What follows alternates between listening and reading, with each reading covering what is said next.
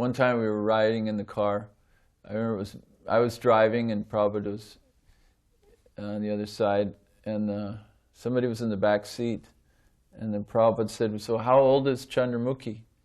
And I said, "Oh, she's 2." And he said, "So you could send her to Gurukul."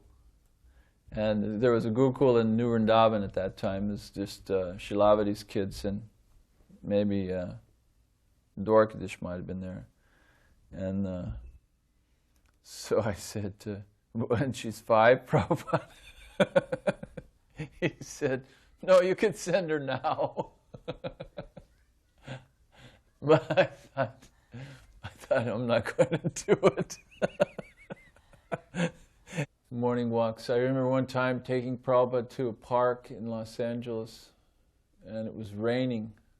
And I was so worried, I didn't want Prabhupada to get a drop on his head or something, So I kept, I brought the umbrella and I kept trying to put it over Prabhupada. Prabhupada said, "It doesn't matter." He said, "I like the rain."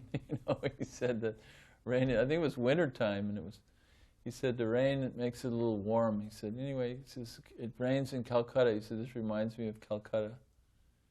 And he said, I think he said that on a couple of occasions, that Los Angeles somehow reminded him a little bit of Calcutta. While going on a walk in Dallas with Satsvarupa Maharaj and others, I guess Prabhupada was asking, he was told that there was, that Hunt lived across the river from where they were walking. Somebody told Prabhupada, right across the river is H.L. Hunt, and he's the richest man, or one of the richest in the United States. And so Prabhupada then said, "Well, if you see him, what will you tell him?"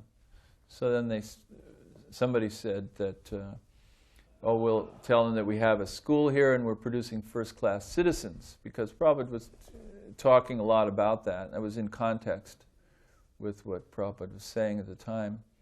And then Prabhupada said, "No, you'll tell him he's a thief." So then, this is like, I heard the story and I thought, along with a lot of other devotees, how are we going to just go and tell this guy he's a thief or something, and stealing from Krishna. So then I was with, and I remember that story, but so I was with Prabhupada in 1976, beginning of 76, as his secretary in Mayapur, just for a month. Then we were walking on the roof of the Mayapur building, and Vijay Pataka came with this life member, and the life member, he introduced the life member to Prabhupada and said, "This is Mr. So-and-so," and then this man was very respectful. He was a man from Calcutta, industrialist, and Prabhupada said, "So what is your business?" He says, "Oh, I manufacture glass. I have a glass factory." And Prabhupada said, "Oh, very good." He says, "And what's the manufacturing process? How do you manufacture glass?" He says, "Well, it's done from, glass is made from silicon, which is in the sand." So then Prabhupada said, "So who owns the sand?" And then the man, he's a pious man, he's a bright man, he said, "Oh, Swamiji says Bhagwan owns the sand." And so, meaning God owns the sand. So then Prabhupada said, "So you were stealing from Bhagwan?" And this was just, and everybody liked it, they thought, "Oh, this is good, Swamiji has sort of put this man on the spot. Prabhupada has put this man on the spot." And the devotees laughed and the man laughed, and he sort of faded back a little bit, and the topic changed a little, and then he came back up again a few minutes later next to Prabhupada, and he said, "Prabhupada, I'm giving in charity." He says, "I give in charity." And Prabhupada said, "Oh, you were just a little thief then." So he wasn't going to let him off the hook. That was something. And just thinking about it, I love to think about this. Two examples, like Prabhupada, it's like precept and practice, you know. How are we going to call a big man a thief? And you know, do it in such a way that it would be effective, you know. I mean, a guy can slam the door on us or something, but here Prabhupada did it in such a skilled way. And the man was laughing after Prabhupada said that. And then, you know, even then he sort of tried to get off the hook a little bit, and Prabhupada was saying, nope, I'm not going to let you off. In such a nice way. Tamal was in charge of this traveling Sankirtan party, and he was a much more effective leader and manager than I was. And yet I was the temple president of this small Los Angeles temple, and now it was transitioning into a much larger entity with all these San Francisco brahmacharis and a couple of brahmacharinis and all this. And so, and besides, I was working all day, and so Tamal went to Prabhupada for clarification. You know, well, what's my position and what's the position of Dayananda, who's the temple president? Well, Prabhupada, he may have told Tamal some things in private. That's, you know, that's not exactly clear to me, but basically the way it was told to me and told to the devotees in general was that Dayananda is the temple president. I just remained the temple president. There was no real confusion in my relationship with Tamal or anything, that I was the temple president, but then Tamal became the secretary. So then there was a question, well, what's the secretary do? And Prabhupada said the secretary, you know, is the person who relates to the spiritual master. So he kind of, it was a sort of a pre-definition to the GBC secretary. And then he suggested we have elections. So Prabhupada nominated some people for different posts. One, I think he nominated me for temple president, Tamal for secretary, and Jayananda for what was it, vice president, and I know that Shilavati was Pujari. I don't know if that was an elected position, but then I think he nominated Birbhadra for temple commander.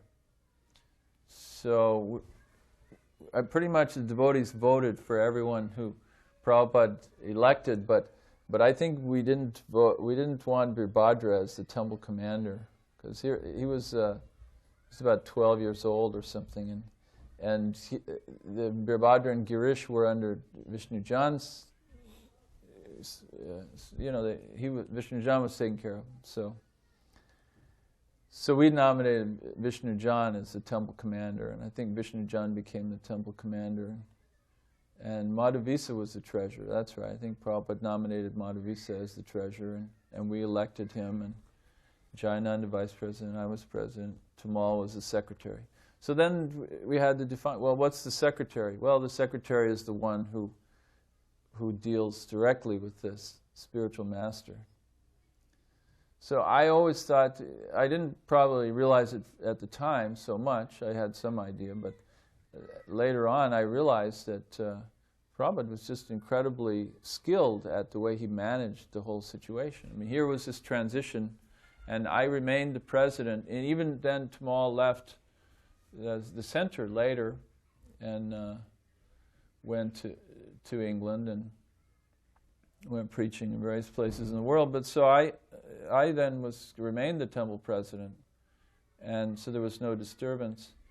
And I thought about it a lot since then, that I see sometimes, you know, temple president's not very effective, so here's another guy, he comes in, he's much more effective, and so let's get rid of this old guy and we'll put in the new one, you know. But the way Prabhupada did it was so skillful, you know. He just created this new position and he kept the temple president, and there was consistency throughout. Prabhupada was talking to this woman in Iran who was an Indian woman, Mrs. Patel, I think her name was, and she was a very wealthy woman from Gujarat, and she was a Vaishnava, very wonderful woman, and she and her husband were very nice people, and they were very supportive of us and gave money to the movement there in Iran. And so she was talking with Prabhupada in his room, and then there was a young man who came. Iran was this popular stop-off place for a lot of sort of world travelers, kind of hippie types, and they would make money and go on. So this young guy, I think he was British or American, so he was kind of a hippie type guy, and so he said to Prabhupada, so he just came in the room, he sat for a while, and Prabhupada was talking to this kind of aristocratic Indian woman, and Vaishnava, wealthy Vaishnava woman, and so the guy says, Swamiji, what if I do good for other people? What about just doing good for other people? Can't we just do good for other people? So Prabhupada kind of looked at him and said, what good can you do? You cannot even take care of yourself. So I was just thinking, by this time, 1976, the movement had progressed to such an extent, and Prabhupada could just say it like it was to these young people, with people who are kind of down and out. They think they can do something for others, and here, what I've taken away from that circumstance is that in the beginning, Prabhupada had to sort of cultivate, young, irresponsible, hippie type people, and he was nice to them and encouraged them, but really, what good could they do for the world or for anyone, even for themselves, except to take up Krishna consciousness? We were in Prabhupada's garden one time, and let's see, Nanda Kumar, I think it was Nanda Kumar, it was his servant, and some others were there, and then we finished, and Prabhupada wanted to go inside, and then we were walking behind the temple and into Prabhupada's quarters, and in the lower side there was this main room downstairs from Prabhupada's quarters. I have no idea what it is now, used for now. It may be Pujari room now or something, I don't know. But so in this room there were some cupboards, and some of the Krishna book paintings had been put in one of the cupboards. They were sort of sticking out. They were too large for this cupboard, and there were several of them sitting on the floor right there, maybe leaning against the wall. So Prabhupada noticed that here were the Krishna book paintings just sort of stacked up there and not very nicely protected or something. And so Prabhupada said, why are these here? What are these doing here? So Nanda Kumar, or whoever was his servant, said, so I don't know, Prabhupada, it's not my responsibility. And that was pretty direct, that was a pretty wide open hit there. For somebody to say something like that, Prabhupada just shot back. It is to your responsibility. So I always remember that, because that was a pretty clear indication that we have to take responsibility for things, and he expected his disciples to take responsibility for things that they saw in his movement.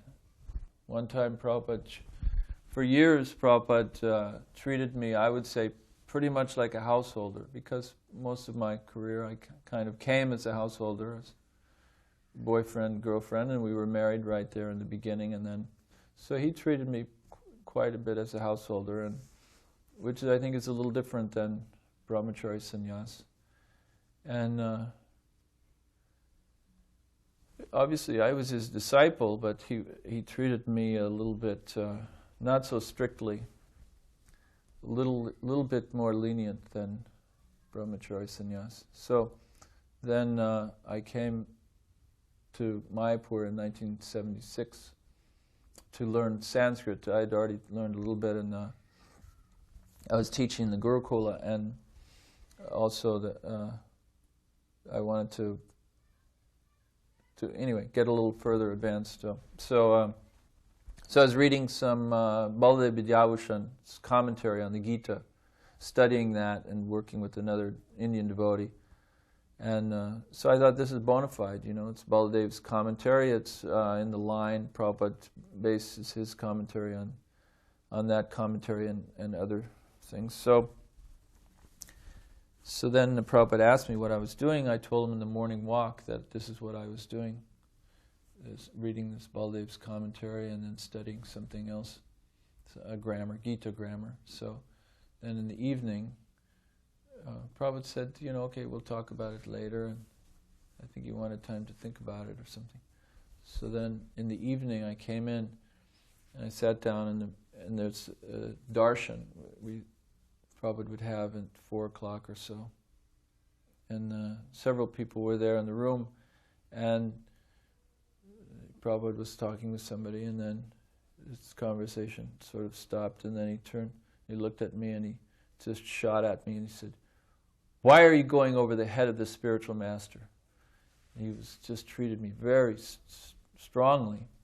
And at that time, there was a general tendency among the Sanskrit people who were into Sanskrit. There were a few of us, 4, 5, 6 of us who were getting into Sanskrit, and one person was into Goswami things, not Gopi, but I mean Goswami writings and some Leela kind of things, and I was doing this, another was whatever. So there was a kind of a tendency to deviate, I think, from... Prabhupada felt that there was this direction he wasn't so pleased about.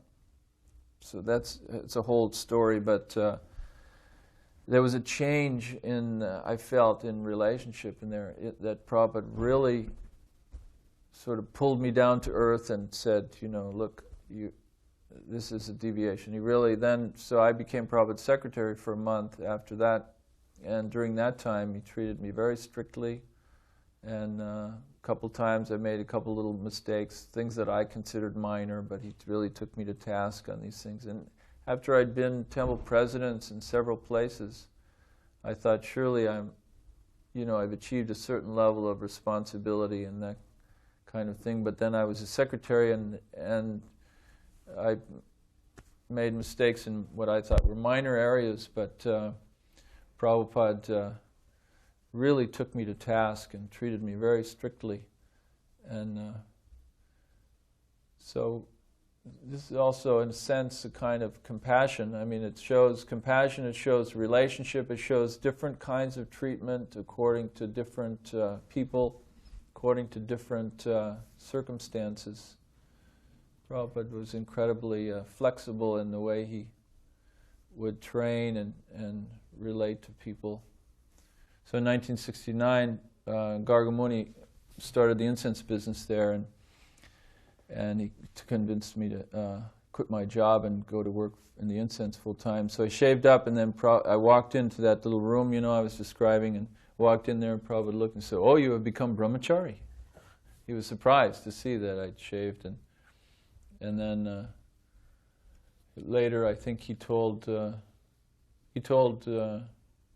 well, I know much later even, he mentioned to Jayatirtha that he didn't think that was such a good idea that I'd quit my job, and he thought it was just as well that I remain as a professional rather than going in the incense business.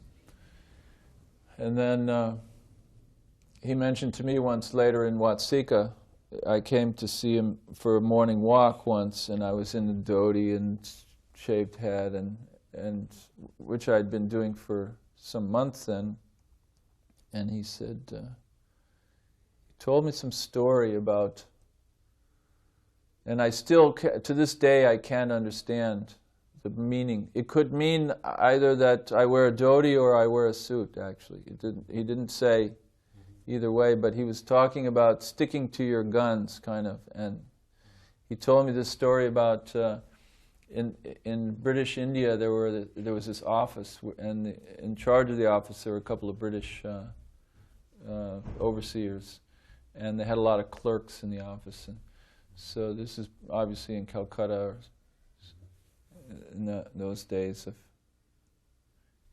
Anyway, so these overseers said that he said that the overseers announced that no one should wear tilak in the office. So then the next day, no one wore tilak except for 2 men. So then these British overseers, and they called the office to attention or something, and they stood up and they said, you 2 men, you come up here. And then they had the men stand up in front of everyone. They said, okay, these men are the real devotees, the real Vaishnavas, You people are all just something, imitation. So Prabhupada told the story, and but it was in regard to my wearing a coat and trousers or a dhoti or something. It was this one morning, even though it was several months after I had stopped wearing a coat and trousers and going to work, he was kind of saying you have to stick to your guns. And then he decided at that time, this is 1970, end of 70 I guess, 70, beginning of 71, to go back to India. So I remember sitting in Prabhupada's garden in Los Angeles, and Rupanuga was visiting there. Karandar was there, of course, and maybe one other, I don't know, Bhagawan, I don't know for sure, but I know that Rupanuga was there, and Karandar and I. So Prabhupada was saying that, shall I go to India? He says, I'm thinking to go to India and take a group of devotees with me to India. Well, it turned out that he took quite a few devotees, and some devotees went with him to Japan and then came back, and he took quite a lot of money. I remember in Los Angeles we gave him. Our temple was practically cut by half in Los Angeles, and we were amazed. Karandar and I were amazed. It was like a cell. It was like a cell splitting in half, and then we cut ourselves in half, and then we grew. It was just an incredible experience. And money, we gave Prabhupada several $1,000s, and then we just, managed somehow. And it was just an amazing experience to have that kind of growth and to experience that time. And so in the garden that time, we were all experiencing, I think, a lot of pressure and a lot of change. And I think these things particularly affect me. I certainly am affected by change. And so Prabhupada said to the other devotees, to each devotee, Rupanuga, and Rupanuga, I was always impressed with, seemed to be he has a very mature presence with Prabhupada, and he seemed to be able to communicate well with Prabhupada. And I always felt myself in awe of Prabhupada, and I was a little impressed that Rupanuga could communicate so easily with him. So Prabhupada asked Rupanuga, should I go to India? And I'm not sure about this, but it was either Rupanuga or one of the others said he was not much in favor of Prabhupada going to India. So he expressed that opinion. And then another one kind of supported it. I don't know if it was Karanda or not. But then Prabhupada asked me, he said, Dayananda, what do you think I should do? And I was just like, I'd never given Prabhupada advice on such a monumental thing. He asked me, did I think that the showers would work? And I think, yeah, I think we can fix the showers, Prabhupada. But should I go to India, and talking about taking a big party of devotees and all this, it was just like completely beyond my realm, I felt. And so I just said, something diplomatic. I said, Prabhupada, I think you should do whatever is your desire. And Prabhupada just shot back at me. He says, my desire is to spread this Sankirtan movement all over the world. And I just kind of, entered my heart, and it's like, like oh, that's right. How could I be so stupid as to not have, be sort of grounded in that idea? But I think that's had a lot of, just, having been told that, it was like a very strong influence. Strong, something, I guess it was the right time and the right place to be influenced by Prabhupada in that way. It was something that I think about regularly. And somehow the devotees who did the puppet show, Vishnu Jan and others, they had this story about Narada Muni. And there's this story of Narada Muni. I even saw the same story, I think, in the As It Is magazine. But there's a story of Narada Muni. He's with Krishna, and he asked Krishna, well, what's Maya? And then all of a sudden, Narada Muni's in the desert, and he gets married and meets somebody, and he has a family, and the family gets washed away in the flood, he calls out, Krishna, my family, and then all of a sudden he's back with Krishna, because Krishna asked him for a glass of water or something. He goes off and he falls into Maya, and he gets in this family, and the family it disappears in the flood and all this. So it turns out that this is not a bona fide story. So they did a puppet show on this story, and Prabhupada didn't like it, because he said, what story is that? They were practicing the puppet show in the parking lot, and that's outside of Prabhupada's quarters. And Prabhupada's looking out the window and saw him practicing. What story are they doing? And they told him, Prabhupada, that one about Narada Muni when he falls into Maya. Narada Muni doesn't fall into Maya. So that was kind of a nice anecdote, I guess, that, Prabhupada checked he was always sort of supervising things and checking to see that things were being done in a bona fide way. We had a play, and the play was in a separate room, wasn't in the temple room, it was in the brahmachari room. So it was after the program, and we had this play. No, it was a puppet show. Vishnu Jan made these puppets, and it was a Prahlad puppet show. So behind the puppet screen, there was Shilavati was Prahlad's mother, and Vishnu Jan and maybe one or two other devotees were there doing the different puppets. And so at one point, Hiranyakashipu is going to feed Prahlad some poison food. So then there's this plate of prasadam, some sweets. It was put on this puppet stage. Then so Prahlad is offering to the spiritual master. So then one of the devotees, one of the brahmacharis, is told, Jai Gopal, bring the sweets to the spiritual master. So then they take the sweets and offer it to Prabhupada, actually go and take. So Prabhupada says, oh, you're trying to poison me? So funny. Prabhupada made this joke and everybody just had such a kick out of it. We then toured the building. When the realtor came, we toured that building. We went to the other building. We looked around and we kind of just, I don't know if we decided at that moment that we wanted the Watseka building, but then Prabhupada said to the minister was the only representative of the church. Prabhupada says to him, he says, you are serving God and we are serving God. He said, so we're both servants of God. And he said, in some ways, we are just as poor as church mice, as they say. So I'm really paraphrasing this, but so Prabhupada is saying, we're just as poor as church mice, and you're a servant of God, we're a servant of God. So he said, so in some sense, we could just ask you to give it to us for service of God. He said, but we won't ask you that. He said, but you give us your best price.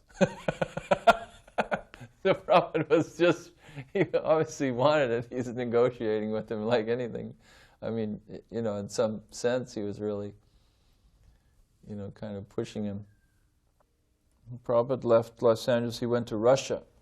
So he came back to Los Angeles. This was still in 1970, and he started talking about Russia. And then he said, remember one time we were in the garden, and he said, his first impression of Russian people, they said he said the man was very strong. He picked up the luggage, and he was talking about how it was unnecessary to have, to have so much strength. He was a little critical of such strength, physical strength, and because, of course, our intention is not to be muscle-bound, but to be more spiritually inclined. So I remember in the garden he was talking about how this man was strong and picking up their luggage. And then he commented on the women. He said that women were very big also, and he was saying how the gopis were tribhanga lalita. Like he said that tribhanga means that they have sort of three angles or something like that. Meaning that they had a figure, and the gopis were attractive, and that these Russian women that he was commenting, he wasn't. So that was sort of a first impression about Russia. Seemed a little formidable at that time. I think of Prabhupada as, in those especially, as exemplified by Prabhupada in his final days, that he was fighting and to the end he was a warrior. And the way that I feel like that, the reason I feel like that is that I was in Iran at the time, and we all went to visit Prabhupada, and kind of one by one, from Iran anyway. And so I went to visit Prabhupada. I was alone from Iran, and then I went immediately I got to Vrindavan, I went into the room, and I had a suit on from Iran. So I didn't have devotee clothes. And some devotees said, go get changed. Jayadwaita said, no, those are his preaching clothes. Let him come in. So I went to Prabhupada, and Prabhupada was laying there on the bed, and so I went over next to him, and then Prabhupada said, what he wanted to know what I was doing, and I said, I'm still in Iran with the Trey Rishi, and he said, so what are you doing with your money? And I said, and at that time, fortunately, I was giving 50% of money to Atreya, to the project, to the preaching. And so I told him that, and he said, good, he liked that. And then I think that was, and then he put his hand on my head, and that was very emotional time for me. I mean, I felt a lot of emotion from that, because Prabhupada was just laying there in such an emaciated state, and then he just put his hand on my head, and of course I had hair, and that made me feel like whatever, that my hair was impure, and Prabhupada did that. So I have this, and then afterwards I watched Prabhupada, and he called for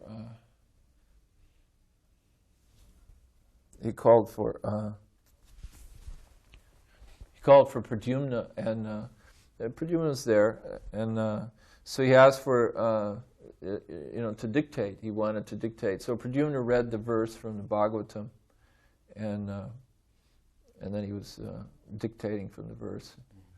So I was just always impressed by the fact that Prabhupada was determined.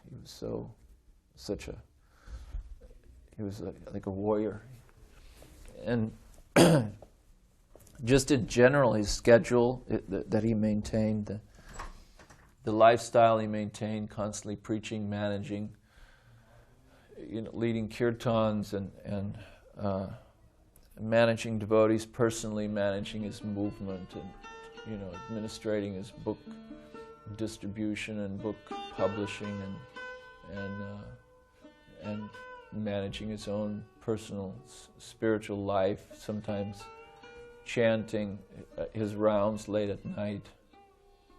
So such a fighter and such a warrior, so determined to accomplish his goals, his spiritual goals.